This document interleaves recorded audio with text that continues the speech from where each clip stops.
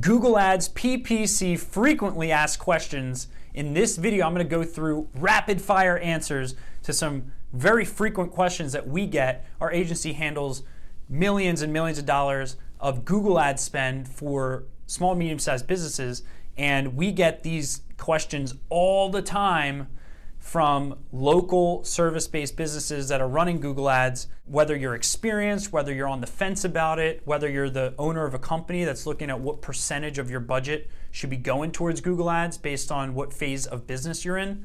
I'm going to answer some of these frequently asked questions in rapid fire format so you can get all these questions answered for your business. Okay, number one question, these aren't in any particular order, is what's the difference between PPC and SEM?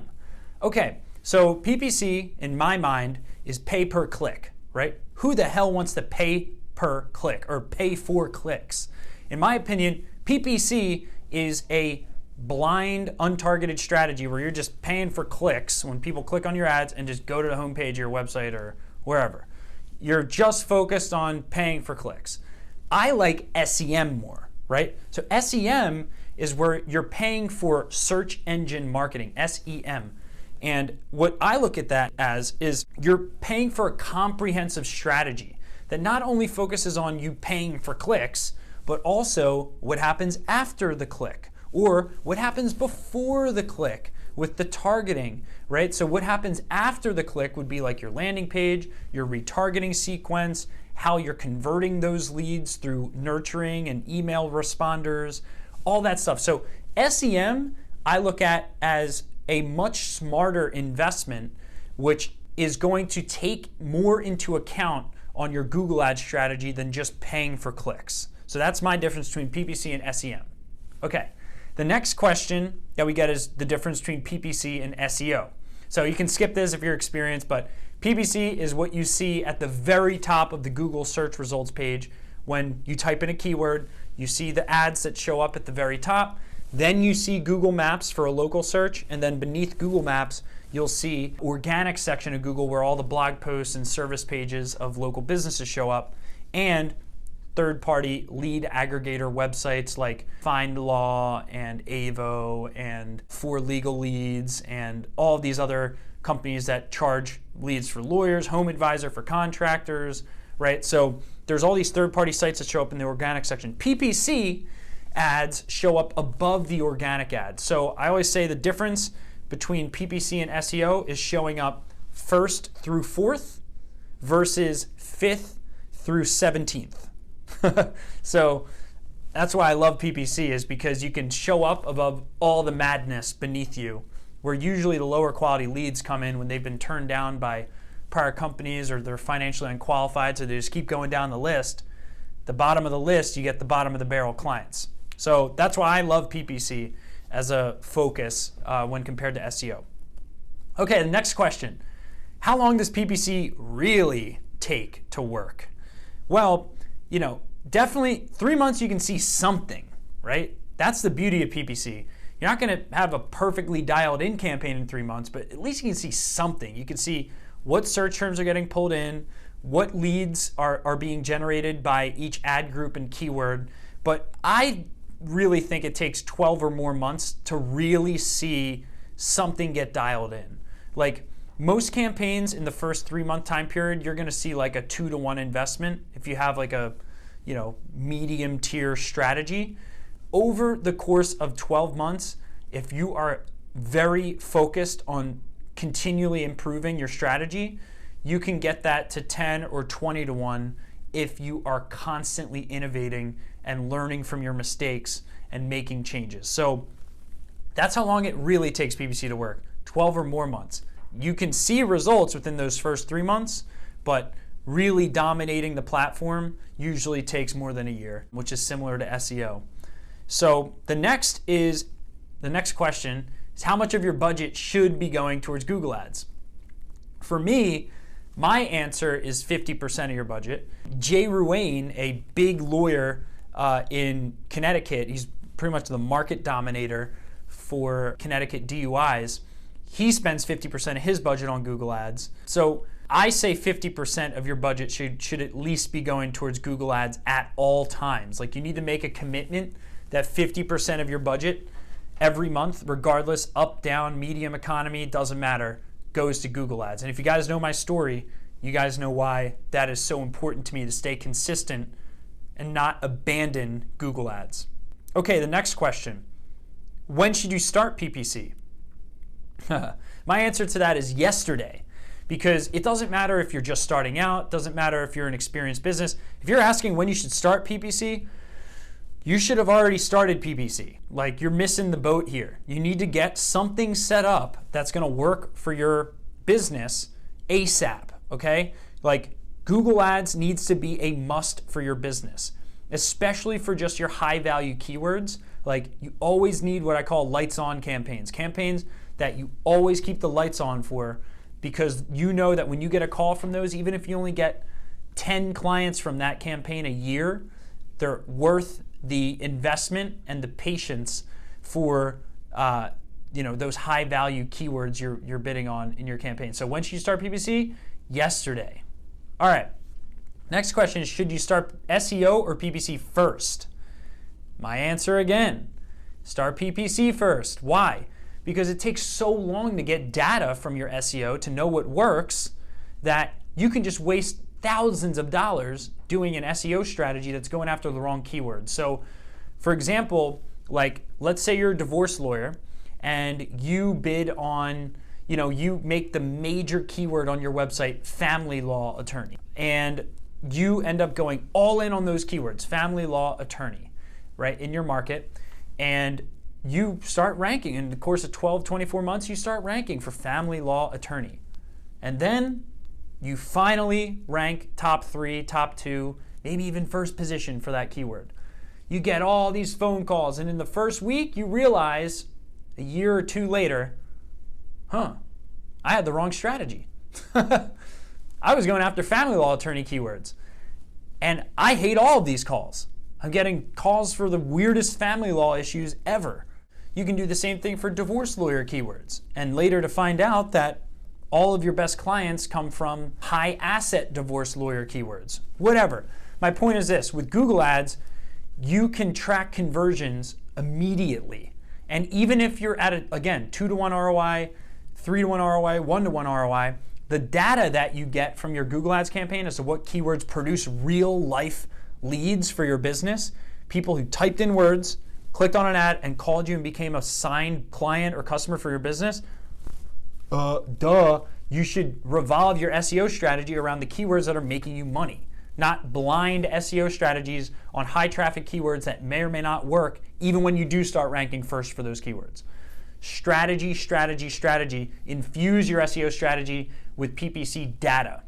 Okay, next frequently asked question. What practice areas work best on Google? My answer is very simple here. All of them work with the right strategy. So make sure you're reverse engineering the exact types of cases you want. And in our other videos, we explained to you how to do that. But you need the right comprehensive strategy, and every practice area works on Google. The question is, does your strategy work?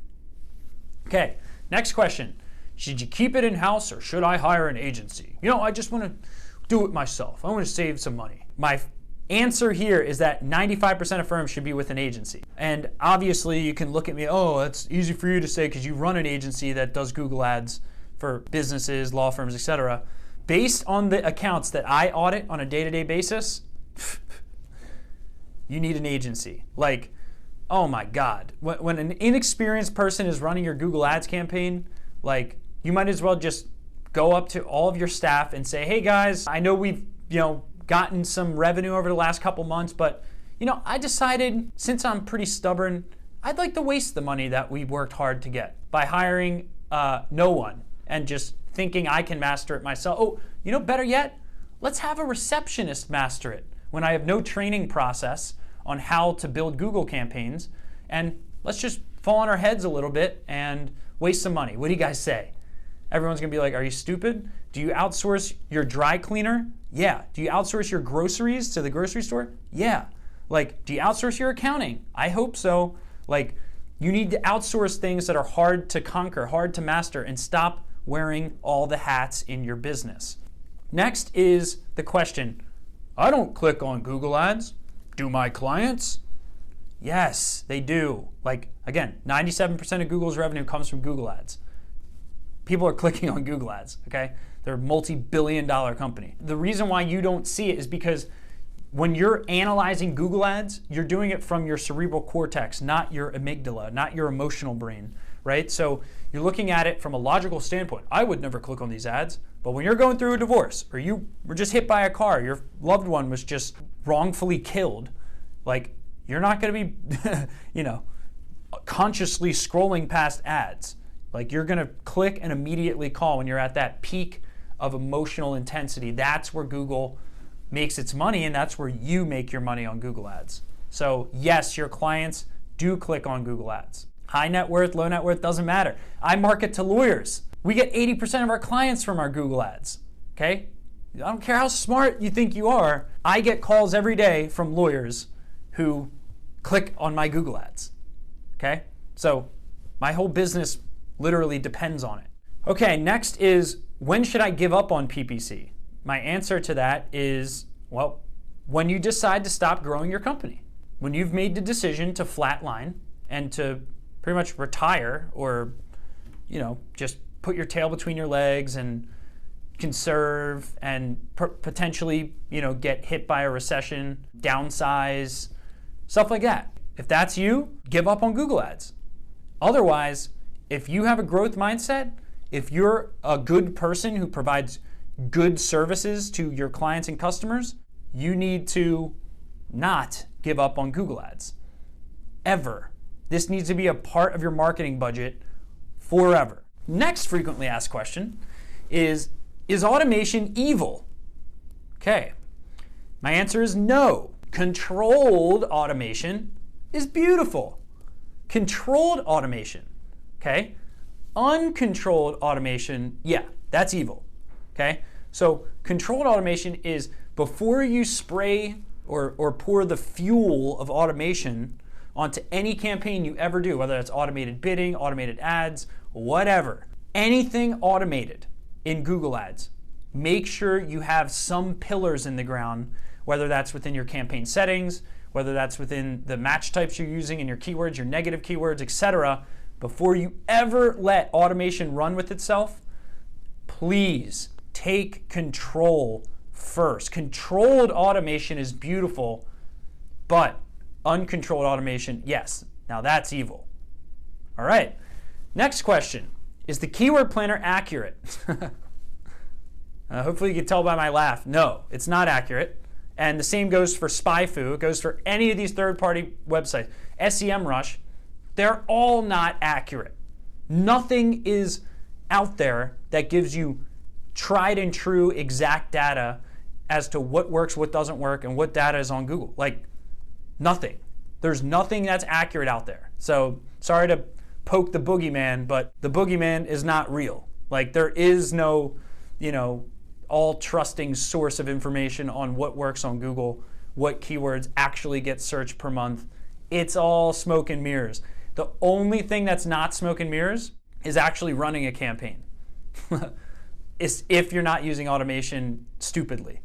So the data you get in your campaign is the only thing that's actually close to being accurate, meaning search terms, what ads get actually clicked on, what keywords get the most impressions. That's real data. So the best learning you're ever going to get is actually running ads on Google, not being in paralysis by analysis. The next one is, can I geofence Google Ads? And the answer is, yeah, you can. But the truth is that you can geofence, but people travel around a lot, right? And since over 70% of searches are now on mobile devices, most times when you're showing an ad in a geofenced area, that person's going to travel outside of that geofence area at some point for work, traveling, meeting their kid, going to a recital, whatever. People do a lot of searches on their mobile phones, and therefore your geofencing strategy is only going to target really a handful of the right people when they're in that specific location. Not to mention, if you read the fine print of Google's geofencing realities, it's not as detailed as you think. Like they have somewhere in the clause of their targeting that your ads can show up like 5 miles from the edge of your geofencing area because of cell phone towers and signal and Wi-Fi networks and all that stuff. So it's never perfect. So yeah, you can geofence. The question is, are you going to be showing your ads to people in just that tiny area? Is that going to work? Or are people traveling around too much and you just need to be more generalized with your geo-targeting? The best way to geofence is just bid on the exact town names in your keywords, like San Diego criminal defense lawyer. Then you're actually geofenced, quote unquote, for when they type in that keyword, signifying I want to hire someone in San Diego. And the last question is, drum roll please, how accurate is Google's audience targeting? I'd say everything's pretty accurate except for household income targeting. The only thing that kind of makes this iffy is if someone signed in on their mom's device, which isn't going to really happen that frequently on mobile. That only happens on desktop, which is only 30% of the searches. 30% of the time, a kid can log on to their mom's online profile and then get served ads for a 45-year-old woman as a kid.